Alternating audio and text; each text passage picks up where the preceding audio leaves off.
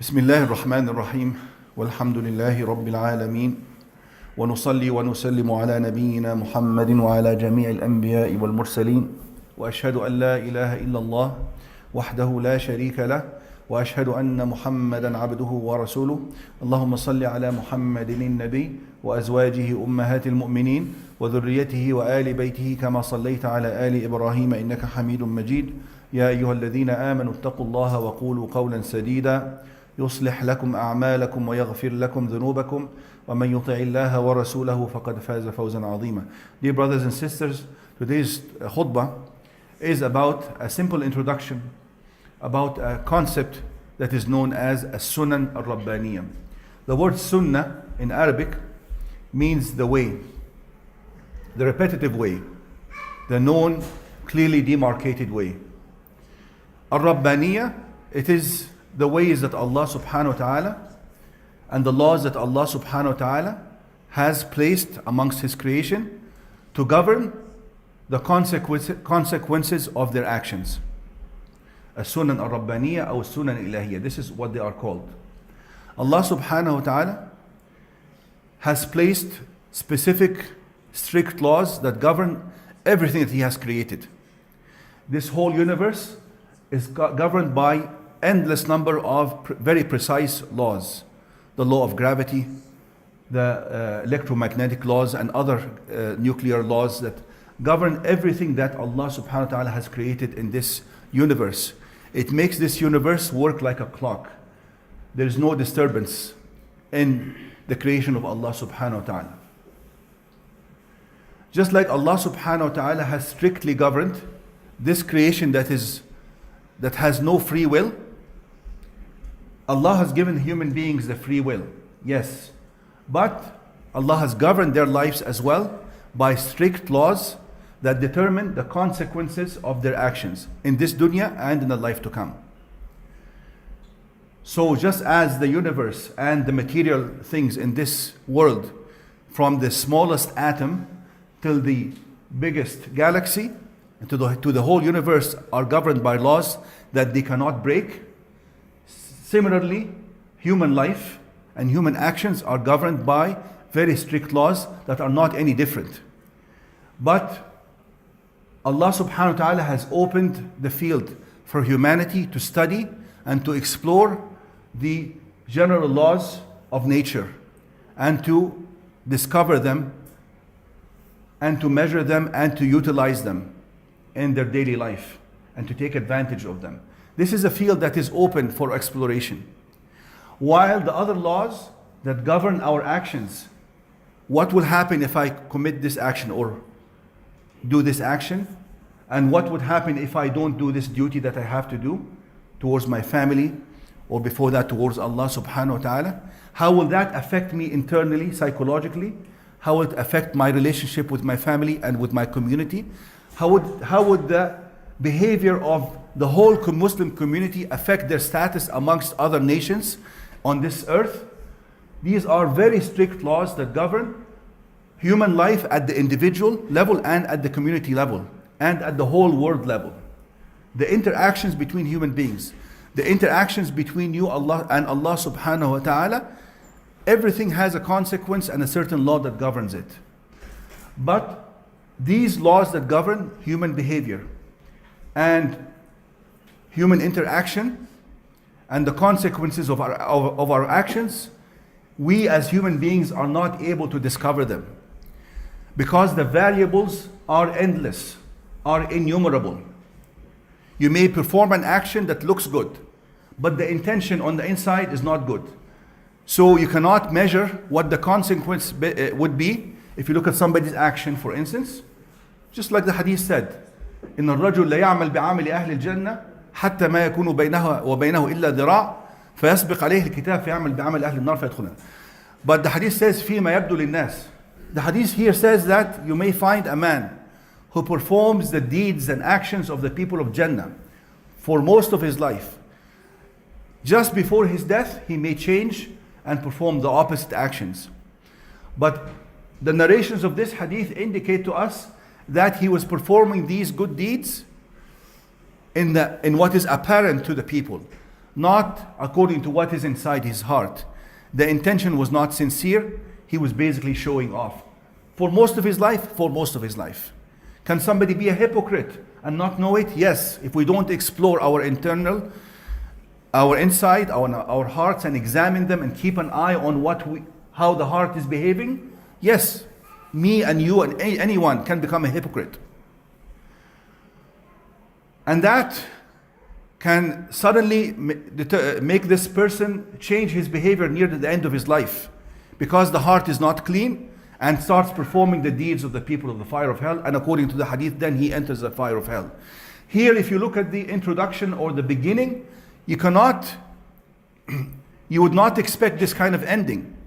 The variables with regards to human actions and human intentions are innumerable, and we cannot examine all these variables. Thus, we cannot come as human beings to discover these laws on our own.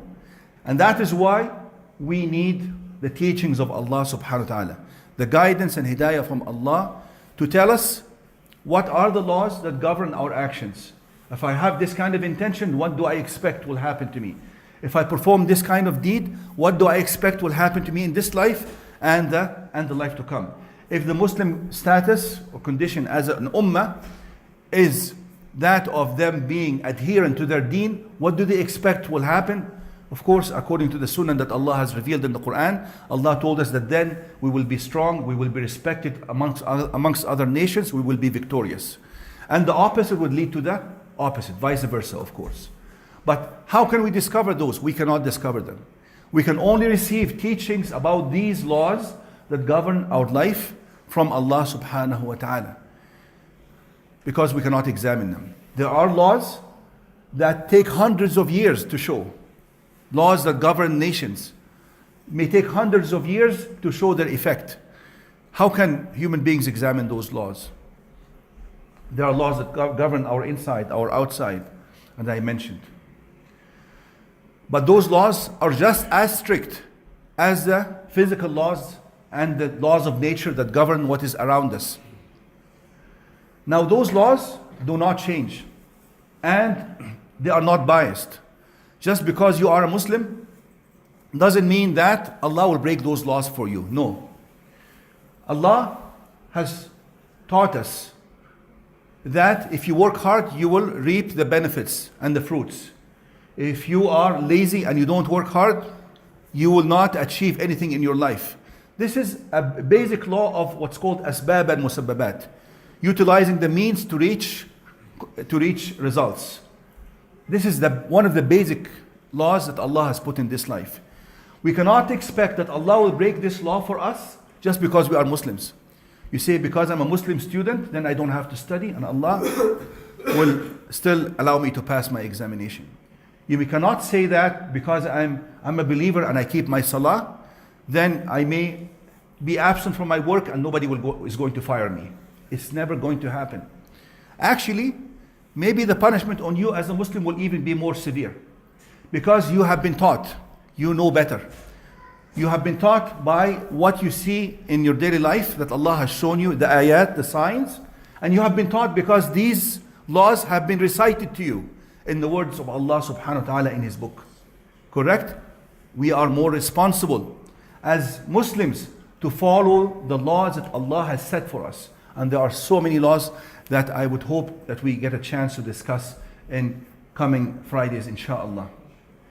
Those general laws that govern our life are not changing, do not favor anyone, are called sunan jariyah, the repetitive laws or the natural laws that govern our lives.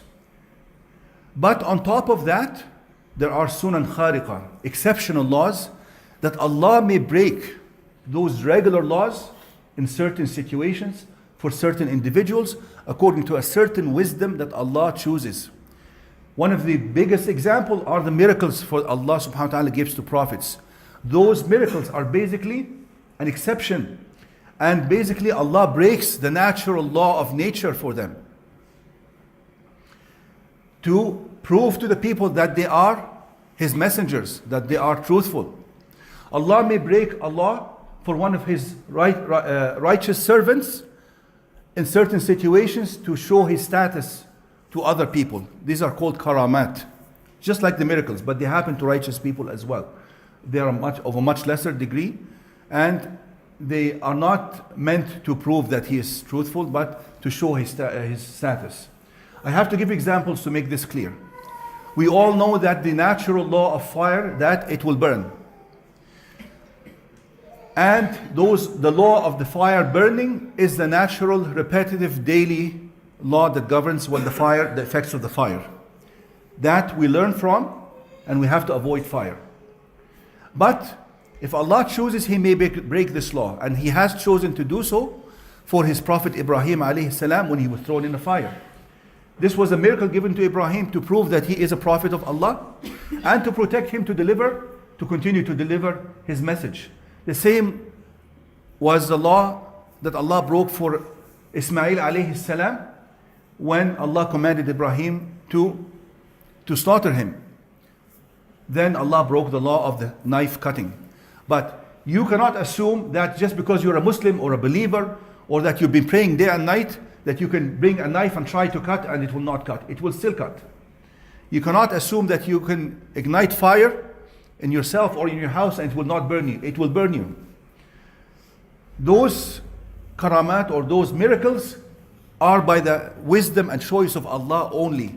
You cannot demand them from Allah. They may happen even to the prophets. Look at the Battle of Badr. Prophet ﷺ knew that their number was so little. They had no chance, 300, very poorly, very limited weapons, in front of more than 1,000, with all the necessary weapons and the horses and so on. He knew that they stood no chance. And that's so that according to the general law that governs these kind of situations, it is expected that the Muslims will be defeated. That is why Prophet ﷺ stood before the Battle of Badr for such a long time making dua for an exceptional law to apply to them. He kept on making dua to the extent that this garment that he had on his shoulders would fall, and Abu Bakr Siddiq or one of the Sahaba would bring it again, put it on his shoulder again.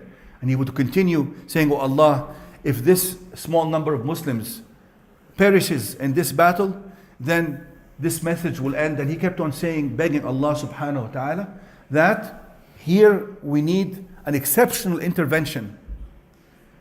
Even the Sahaba came to him that you have been making dua for so long, Allah will grant you what you've been asking. Prophet ﷺ didn't stop making dua until some revelation came to him, telling him that he will be victorious and showing him exactly where the leaders of the kuffar will fall dead. That is when he started giving the glad tidings to the Sahaba that they will be victorious. Just saying that, yes, even in dire situations we make dua. Allah chooses to break the natural laws for us or not. But we have to fulfill our obligation to follow the general law that applies to everybody to the very maximum, to the very end. I will finish in one more minute, inshallah. Even when Allah breaks the law for a prophet or for a righteous person, Allah expects from that person to do his utmost maximum. Look at Prophet Musa alayhi salam. Allah decided to split the sea for him. But still Allah commanded him to hit the sea with his stick. Hitting the sea with the stick will not have any effect on the sea. But still he was commanded to do that because this is the natural law. Do whatever you can till the very end. Same thing for Maryam alayhi salam. When she was hungry and giving birth to Isa alayhi salam, Allah commands her to try to shake the trunk of a palm tree. Even 50 or more than that men will not be able to shake the trunk of a palm tree. But still Allah commanded her to do that, and then Allah broke the law for her and allowed for those dates to fall for her to eat. So this is what we have to understand, that we have to fulfill our obligation by complying with the general laws that govern our life. Before I make dua and start the salah, Dr. Rashid Bhatti is collecting donations for the victims of the flooding in Iran. So you may contact him if you want to donate for that. And we have brothers from Regina who are here to announce that they are building a masjid. and they're also collecting donations for that. I'm not sure if they want to speak after Salah, but if they do want to speak, inshallah, they'll tell us. And inshallah, I'll announce here the prayer times. We'll announce them after Salah. قولوا قولي هذا استغفر الله عز وجل لي ولكم. اللهم إنا نسألك بأسمائك الحسنى وبصفاتك العلى واسمك الأعظم الذي إذا دعيت به أجبت وإذا سئلت به أعطيت. اللهم صل وسلم وزد وبارك وأنعم وأكرم على نبينا محمد وآله. اللهم إنا نسألك لأنفسنا ولأزواجنا ولآبائنا وأمهاتنا وأزواجنا وذرياتنا وأهلينا وللمسلمين والمسلمات الأحياء منهم والأموات. اللهم لا تدع لنا في هذا اليوم العظيم المبارك ذنبا إلا غفرته، ولا ميتا إلا رحمته، ولا مبتلا إلا عافيته، ولا ولدا إلا أصلحته، ولا ضالا إلا هديته، ولا محزونا إلا فرحته، ولا خائفا من المسلمين إلا أمنته، ولا مظلوما إلا نصرته، ولا أسيرا من المسلمين إلا فككته، ولا عدوا للمسلمين إلا قصمته، ولا حاجة من حوائج الدنيا والآخرة لك فيها رضا ولنا فيها صلاح إلا قضيتها ويسرتها يا رب العالمين. وصلى اللهم وسلم وبارك على نبينا محمد وأقم الصلاة. الله أكبر الله أكبر أشهد أن لا إله إلا الله أشهد أن محمد رسول الله. حي على الصلاة حي على الفلاح.